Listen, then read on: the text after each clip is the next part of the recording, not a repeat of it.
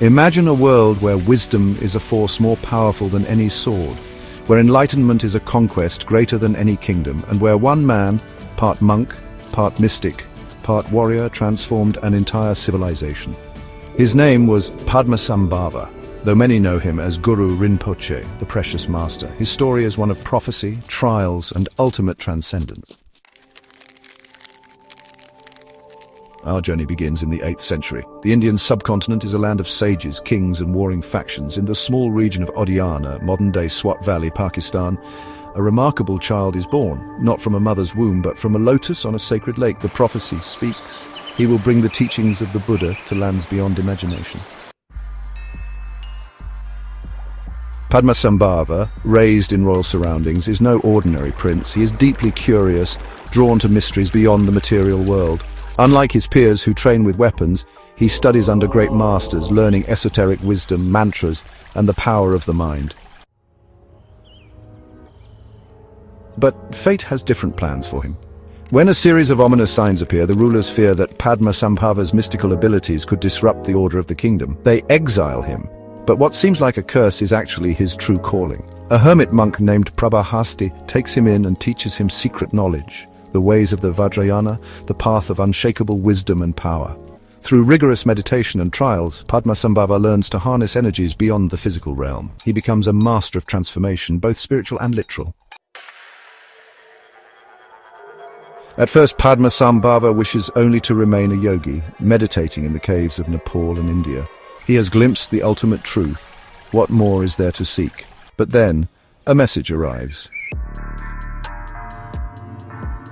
A desperate call from a distant land, a kingdom drowning in darkness. Tibet, a land of untamed spirits, warring tribes and rulers struggling to bring peace. King Trisong Detsen, who dreams of making Tibet a Buddhist stronghold, cannot overcome the forces resisting change. He needs someone with knowledge and power. He needs a spiritual warrior. He needs Padmasambhava. Reluctantly, Padmasambhava answers the call. He arrives in Tibet, where dark forces immediately oppose him. The land is cursed, haunted by malevolent spirits that resist the coming of the Dharma. Here he meets his first great challenge, not of war, but of wisdom. He must tame the spirits, not destroy them. Through rituals, mantras, and deep meditation, he subdues the spirits of Tibet, not as enemies, but as protectors. He transforms them into guardians of Buddhist teachings, ensuring that the sacred knowledge will take root in Tibetan soil. With the spirits at peace, Padmasambhava and King Trisong Detsen embark on an ambitious mission to build Samye Monastery, the first true center of Buddhist learning in Tibet. This marks a new era. Tibet, once a land of warrior clans and wild beliefs, is now transforming into a spiritual empire. But peace does not come easily.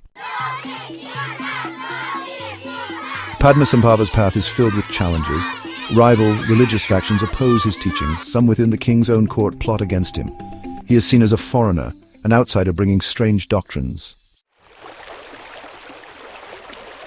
But he is not alone. He finds allies in Yeshe Tsogyal, his closest disciple, a Tibetan princess who becomes a master in her own right.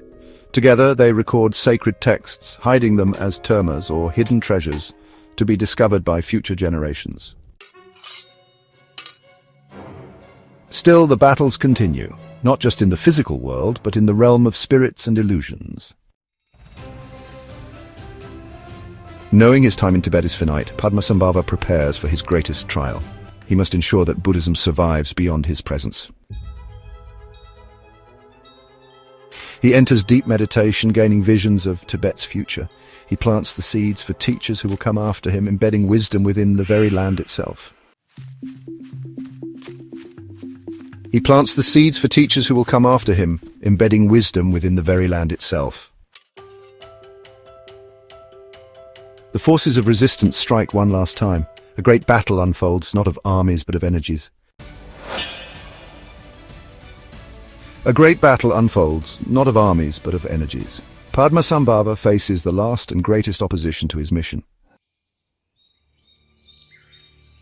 But he does not fight with force. He dissolves illusions, shatters ignorance, and embraces the darkness, transforming it into wisdom.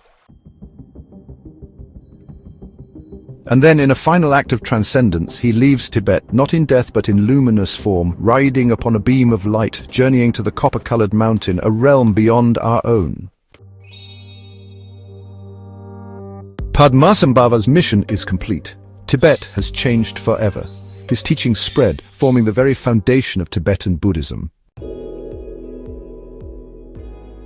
Tibet has changed forever. His teachings spread, forming the very foundation of Tibetan Buddhism.